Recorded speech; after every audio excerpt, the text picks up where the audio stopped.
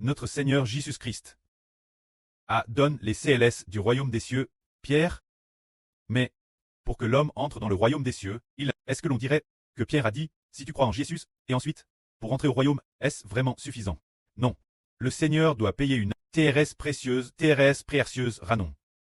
Cette TRS précieuse Ranon, plus grande que la somme de toutes choses dans l'univers, encore plus grande. Cette TRS précieuse Ranon, plus grande que la somme de toutes les vies humaines, encore plus grande.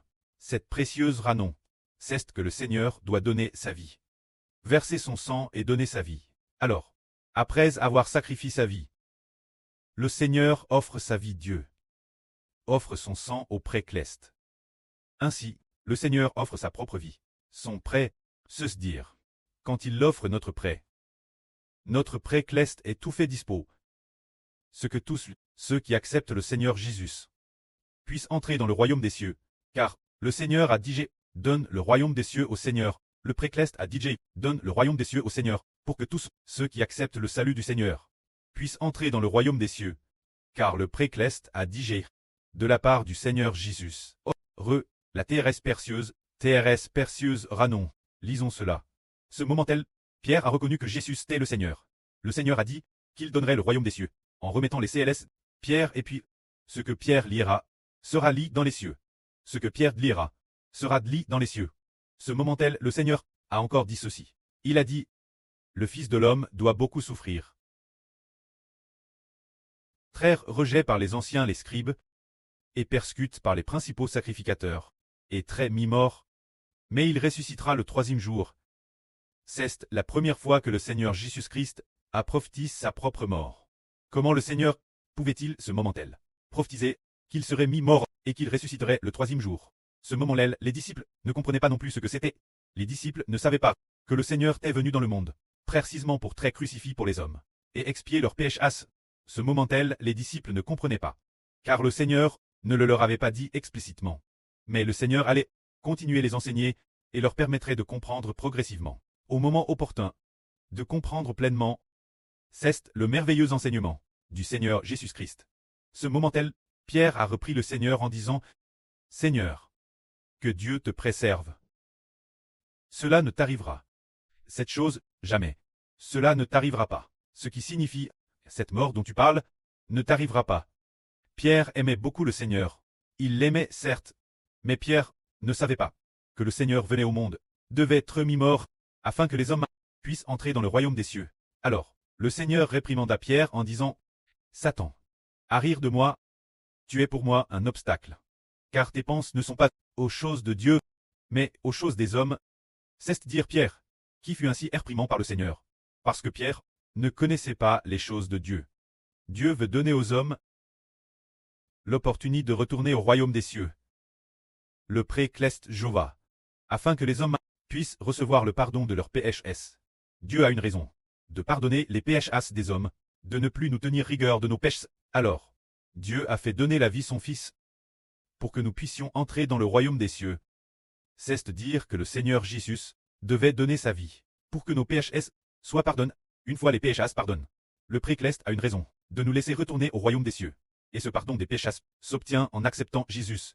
Ceux qui n'acceptent pas Jésus, alors, ne pourront certainement pas entrer dans le royaume des cieux. Parce que hier, le Seigneur a part au frère Hébert 2 reprises. La première fois, il a dit que 2 personnes t'abandonnent. L'une d'elles, le frère Hébert se souvient de son nom, mais de l'autre, il ne s'en souvient plus. Il a dit clairement qu'il t'abandonne, il s'est avreux, qu'il n'acceptait pas le Seigneur.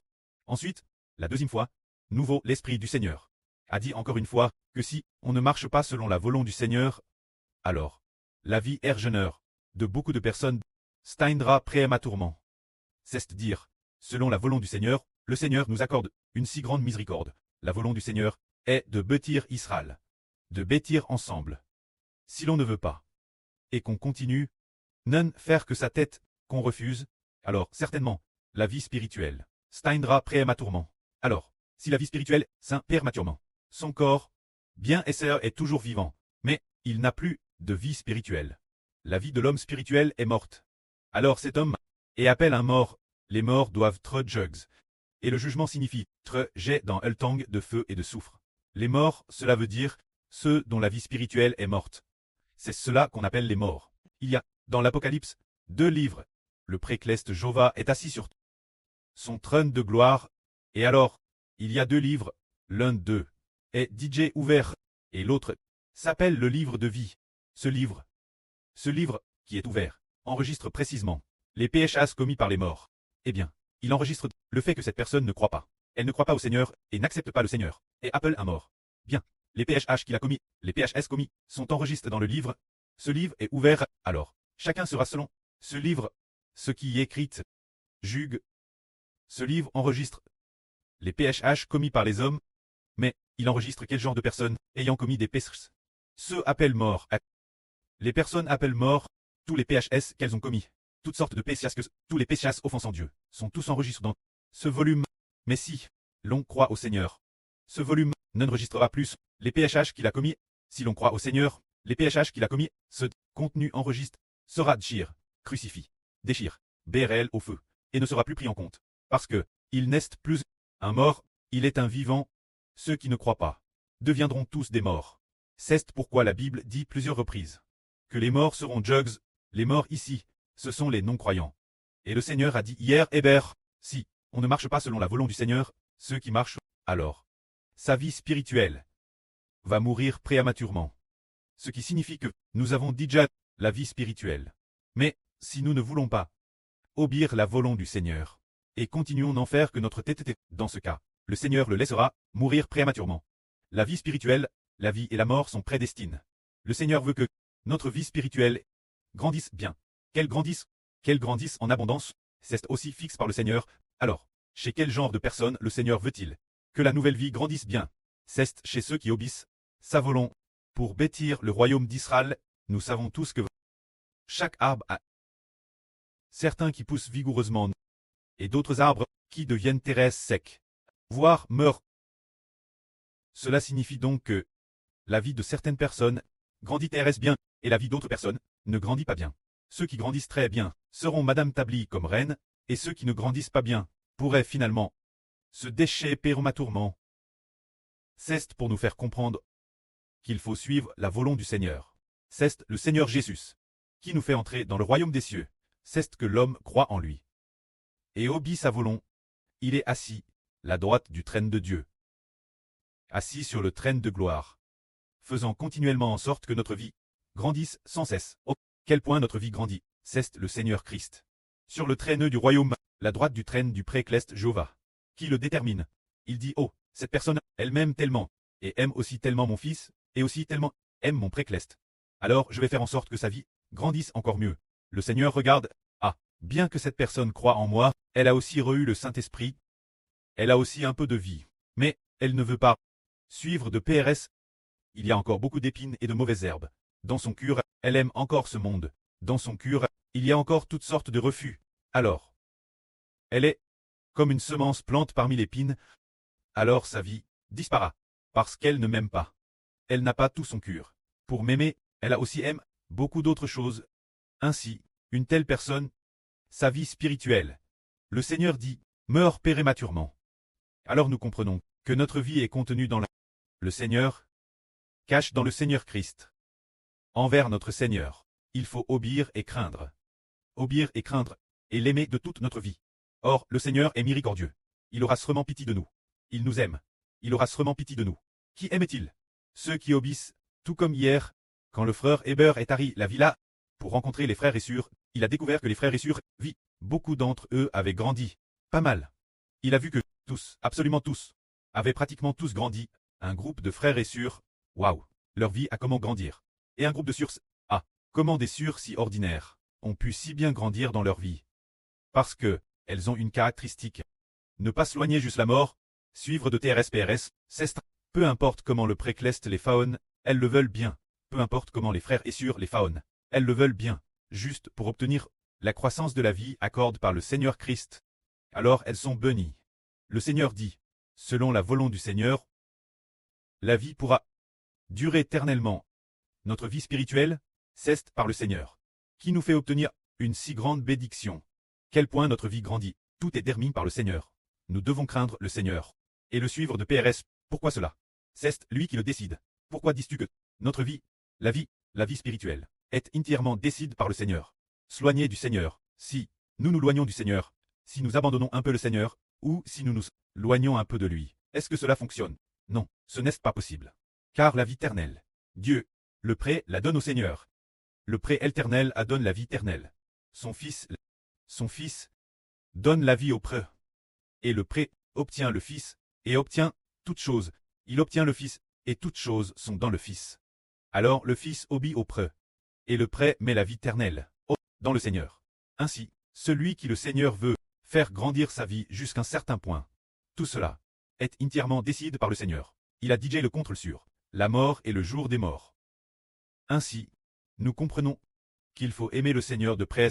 Racontons un beau témoignage. Ce témoignage, c'est pour que nos frères et sœurs comprennent que, actuellement l'Esprit du Seigneur, l'Esprit du prêt sont tous dans le frère Hébert. Il y a peu de temps, la sœur Ola est aussi venue ici. Et puis, le Madame Jour, le prêt a fait rêver la sœur Jaouane. De chats, de petits chatons. Et a aussi fait dire au frère Hébert, au sujet de la sœur Jaouane. C'est dire que d'abord, c'était Hébert. Hébert a dit ainsi par le Saint-Esprit. Et quand la sœur Jaouane, en priant, on devrait prier davantage pour les personnes sauves. Mais la sœur Jaouane s'est mise aimer les petits chatons. Alors, elle a été réprimande par le Seigneur. Comment peux-tu prier pour des petits chatons? Tu devrais prier pour les personnes sauves. Alors, le Seigneur la réprimande dans son esprit. Et puis, le prêtre lui-même a fait faire un RVE la sœur Jaouane. Elle a hervé qu'une dizaine de frères et sœurs avaient chacun leur propre petit chaton qu'ils levaient. Et puis, tout le monde était mécontent. Alors, plus personne n'en levait. Puis, la fin, la sœur Jaouane a dit 5 phrases herptes. Une phrase, répétée 5 fois, disant « Frère Hébert, je t'aime. Frère Hébert, je t'aime. » Elle continuait, répéter cela ainsi.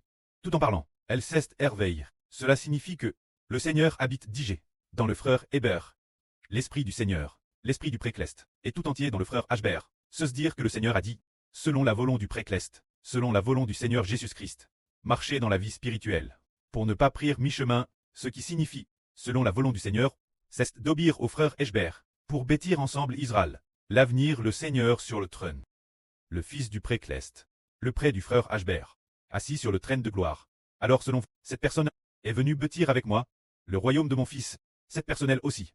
Je ferai en sorte qu'elle soit établie dans la dignité, et puis qu'elle aime tant le fils, c'est qu'elle m'aime. Car, le Seigneur a aussi dit, là sur Ruth, si le Précleste et le Seigneur vous manquent, alors rendez visite au frère Hébert.